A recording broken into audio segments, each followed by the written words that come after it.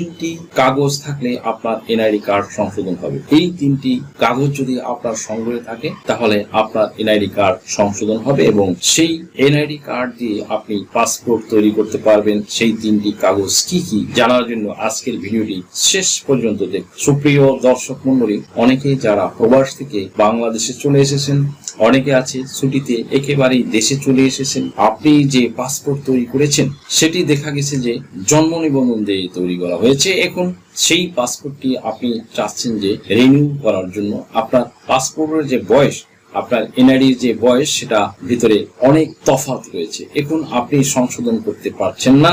বাংলাদেশে অবস্থান করা অবস্থায় কিন্তু জন্ম সনদ দিয়ে রিনিউ করা যায় না। আবার অনেকেই দেখা গেছে আপনার এনআইডির সাথে পাসপোর্টের যে বয়স সেটা অনেক ডিফারেন্ট রয়েছে। যে জন্ম সালটি আপনার পাসপোর্টে রয়েছে সেটার সাথে আবার এনআইডি কার্ডের কিন্তু কোনো মিল নেই।